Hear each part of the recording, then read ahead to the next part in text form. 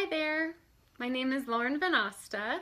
I'm a clinical nutritionist and a personal chef.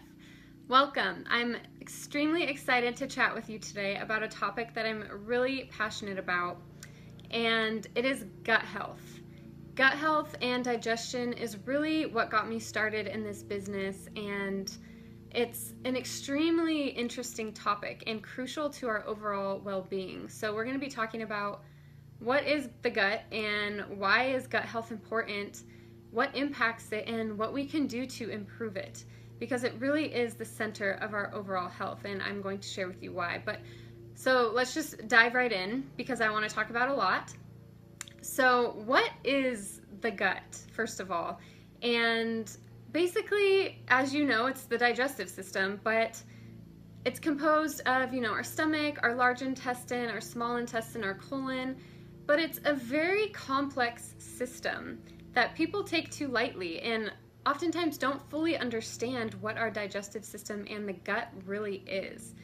What's really cool about the gut is it's often known as the second brain, and it has 50 to 100 million nerve cells in it. It has its own nervous system, and it has capabilities that surpass almost every organ in our human body, and it even gives the brain a run for its money. I mean, the brain is extremely complex, but the gut is just as complex, and the functions that it has and the role that it plays in our health is astounding. So I'm excited to go over some of that with you.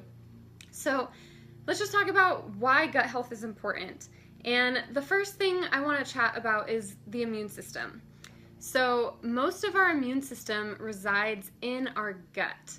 There are actually more immune cells in our gut than there is in our blood or our bone marrow. So the majority of our immune system is located in our gut, and that's pretty crazy and pretty fascinating at the same time. And the reason for this is even more fascinating because most of the harmful microorganisms that we come across are normally through food or drink. So the gut is our body's first line of defense against these harmful invaders. So typically when our gut is strong and we have all those strong cells in our gut, it's going to fight off those harmful microorganisms before they can get into our blood. So our body is defending itself on things every single day that we don't even know about, and it's protecting our body from getting really sick. So that's one of the really big important things about our gut is our immune system. So oftentimes if you have a really strong gut and you have a lot of good bacteria in your gut, you're going to get sick less often. And if you do get sick, you're going to be able to get over it quicker. So it's not going to get into, those deeper levels of sickness. For example, like when you go from cold to sinus infection to bronchitis to pneumonia, and it just keeps going downhill. If you have a strong gut and you have that beneficial bacteria in your gut, your immune system is going to be a lot stronger. So that's just one of the first functions. Another function is actually about serotonin. And if you aren't familiar with serotonin, it's a neurotransmitter that signals a lot of different functions in our body. And 95% of serotonin in the body is stored in the gut. 95%. That's pretty crazy. And so serotonin does things like just stimulate our intestinal system to digest food by contraction of our intestines to move food through the system. But it also is extremely important for things like sleep, mood, appetite, our intolerance or tolerance to pain. It's really important. So if our gut is damaged, oftentimes our body's going to be very low in serotonin. And people that are diagnosed with depression or mood disorders usually have very low serotonin in the body. So if the gut is off, like I said, the serotonin is going to be low. So if you think about different mood disorders, instead of focusing on the brain, you should really be focusing on the gut. So that's just another really cool thing about our gut and how important it is for not only digestion, but it does so many things that we don't even know about. And because I just mentioned mood, this goes into our next topic of another role of the gut, which is the connection between our gut and our brain. So it's really interesting because our gut and our brain are connected through nerves, but the signals go back and forth. So our gut and our brain are talking to each other nonstop. So a signal can go from our brain to our gut, from our gut to our brain, and back and forth. And so when you are feeling those, those gut feelings when you're in a situation and you're just like, oh, this just doesn't feel right, that's your brain signaling to your gut that something isn't right, or signaling to your gut about a certain decision you should make. And if that gut doesn't signal back to the brain about that gut feeling, you're probably not going to make that decision. So even our daily choices are impacted by our gut health. And I know everyone has experienced those gut feelings. And a lot of times people that have really strong gut health get more of those gut feelings just because their body is more aware, and they are more aware of those feelings because their systems are working efficiently. So when you get those gut feelings, listen to them, because they're actually a real thing. It's not just this fancy, psychic type thing. It actually is a real nerve connection in our bodies. So I think that's extremely cool, and just another reason why gut health is so important. And another thing is our brain and our gut, because they connect, that impacts our mood. And so if we're feeling sad, our gut and our brain actually talk to each other to stimulate facial muscles to show sadness. So, when you're seeing someone that just went through something really difficult and they look sad, and that's because of those feelings in their body are actually stimulating those muscles in their face. So it's a really complex system, and I could go on for hours about the gut-brain connection because it's so fascinating. But I'm just going to show you a book that I am reading that's extremely informative, and it's called The Mind-Gut Connection. So this is really the basis of this whole book, is about that connection between the brain and the gut and how much that impacts our overall health. So I highly recommend giving that a read. That just goes into way more depth about what I was just mentioning about that connection in our bodies. And obviously, another reason why gut health is extremely important is just for normal digestion. And when I say digestion, I mean when we eat something, our body's ability to break it down, digest, and assimilate nutrients from that food to fuel our body and our cells. And so, obviously, if any of the parts of our gut are off, those systems are not going to work properly. And so I wanted to talk to you about what impacts gut health as well, because I mean this is all informative and why it's important, but what impacts it? Why is this such an epidemic that gut health is impacting so many different things? And what can we do, or what can we avoid to help improve our gut health? So one of the first things that impacts gut health in a negative way is stress. And this is a huge one, and typically one of the most difficult ones for people to get a handle on, including myself, because, life gets a little crazy sometimes, and stress is really hard to avoid completely. But stress totally wipes our gut of good bacteria and really diminishes the health of our gut overall. And obviously things like pesticides or poorly sourced ingredients from fast food restaurants, processed foods, genetically modified foods, or foods that our body is sensitive to can also negatively impact gut health. So this kind of goes into more of what we can do to improve it. Another thing that is really negatively impacts gut health is different medications, specifically antibiotics. So it's called antibiotic, right? So it's killing bacteria. It kills good bacteria and bad bacteria. So it's wiping out pretty much all of the bacteria in our gut, which is not good because our body needs those good bacteria and those microorganisms to stimulate that system and keep it healthy. So when we take an antibiotic, we're diminishing our gut health very, very much. And a lot of times when I mention that gut-brain connection, that can impact our mood just by taking an antibiotic. So it's really crazy to think about things we just do without even really thinking about it. Like, oh, I'm sick, I need to take an antibiotic. But we don't realize that that's negatively impacting our gut health, which in turn could mess up our mood, make us sad. Those things are real, and gut health is so important. So be really mindful when you're doing things. Think, okay, how is this going to impact my body? And let's talk about what you can start implementing to really improve your gut health. And why I wanted to talk about this in the first place is to tell you how you can improve it, because that's really the whole point here. It doesn't really do any good to know everything about it, but not know how to make it better. And so one of the first things is to obviously reduce stress. And this is a big one.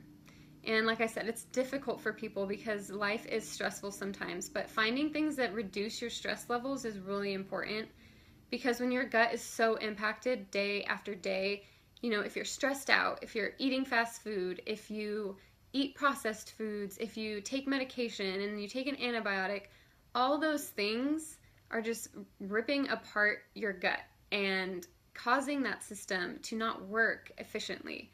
And so when you're piling one thing on after another, eventually it can turn into different disorders, whether it's just you get sick all the time, or you start to feel depressed or anxious, or even severe cases where you have degenerative diseases like Parkinson's or Alzheimer's, those types of brain conditions that are directly impacted by your gut.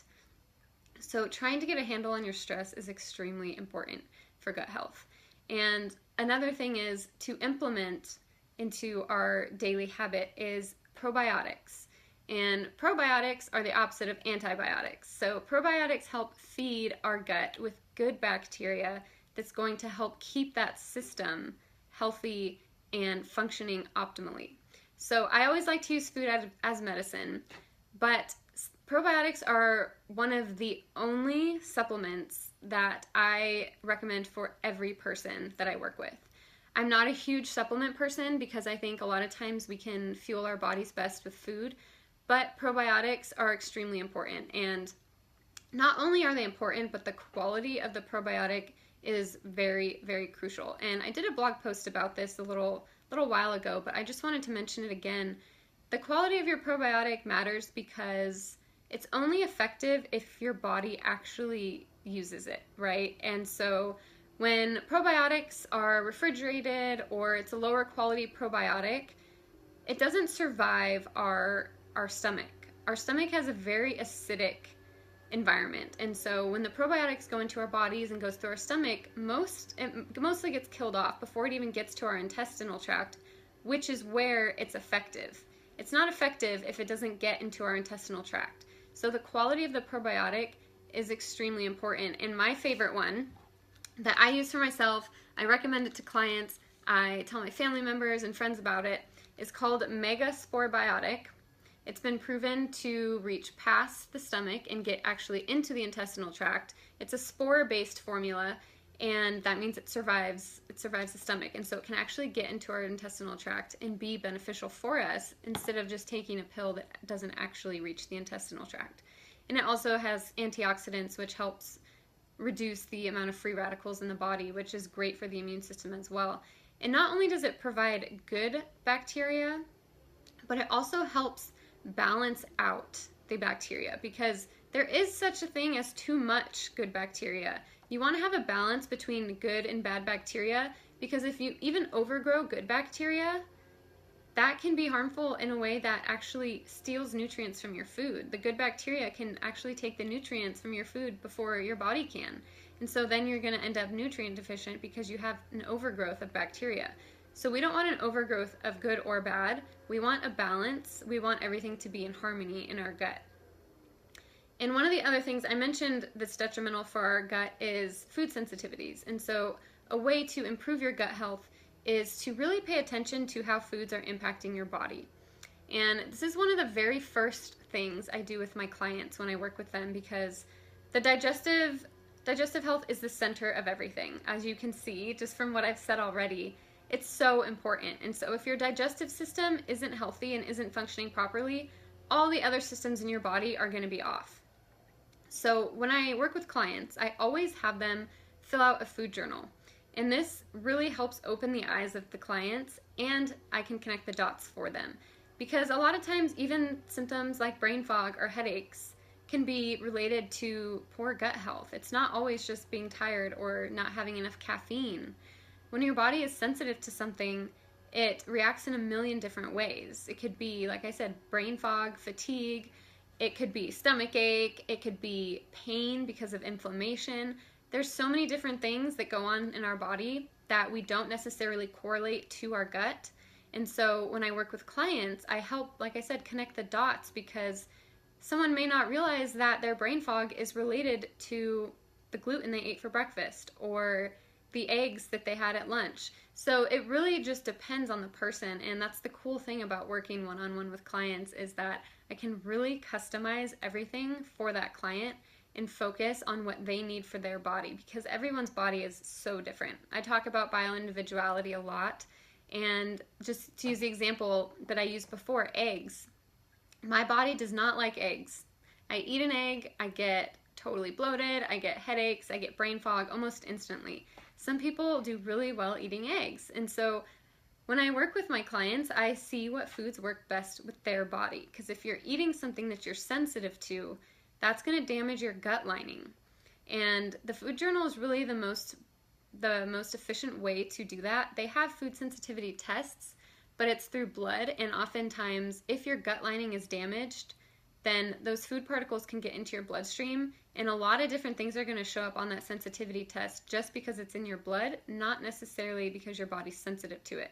So it's not foolproof, and the food journal is really the best way to connect your symptoms to what you might be eating. And we're so used to treating just the symptom, right? We're tired, we have a headache, let's drink more coffee. We have a stomach ache, let's take a Tums. It's crazy how we have just become so symptom-based that that's all we care about. And I really, really work on getting to the root cause of things. So instead of saying, oh, I'm tired, I'm going to have more caffeine, it's, why am I so tired? What am I doing that's making me tired? Beyond getting sleep, right? I have clients that get 10 hours of sleep, they wake up tired. That's not because they're not getting enough sleep. It's mostly because their digestive system is not functioning the way that it should be. So their body is working overtime 24/7, and it's draining their energy. Digestion is the most energy consuming function of the human body, and if it's off and it has to work overtime, our energy is going to be drained all the time. It's only natural for that to happen. So take a deeper look at your symptoms and get to the root cause. And like I said, that's what I love working with clients one-on-one, because we can get to that root cause and help get their digestive system back in balance and figure out what might be damaging their gut. And so that in turn often leads to, no headaches, less fatigue, more energy, better digestion, less bloating. And it's so exciting to see clients go from, feeling tired all the time or bloated to having energy and feeling good with their stomach and not being afraid of food. And so as you can see, the gut is one of the most important things you can do. So if you feel like you're having digestive issues, or you're experiencing really low energy, brain fog, headaches frequently, send me a message or send me an email.